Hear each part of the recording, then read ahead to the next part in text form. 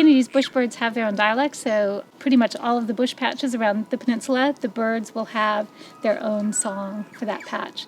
And you can listen to birds that are visiting the city, and you can actually tell which bush patch they have come from.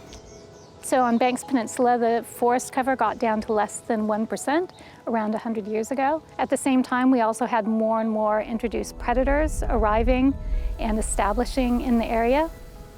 The Tūī Project is linked to our Forever Forest program, which is a program where we're looking to plant trees and other species to offset our carbon emissions. Meridian has a long-standing commitment to the environment. It's part of our kaitiakitanga, so we look after our hydro catchments and our wind catchments in terms of environmental stewardship and working with other organisations like DOC and other local bodies. We got involved as the Christchurch Foundation because residents of Greater Christchurch told us it was important. Kaitiakitanga, they want to see our city full of biodiversity, a modern version of a garden city, full of vibrancy, wildlife, and that beautiful birdsong in the morning.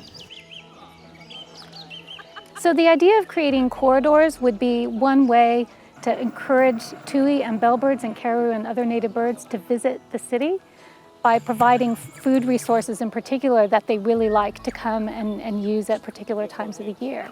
So if we have more of that in the city, then those birds are more likely to come in and visit. And if we have a whole sequence of those kinds of plants, they might stick around for a little bit longer. Bellbirds need the same kinds of resources and forests that tui need, but tui need more of it. So if we have tui doing really well on the peninsula, that does probably indicate that the forest recovery is going pretty well.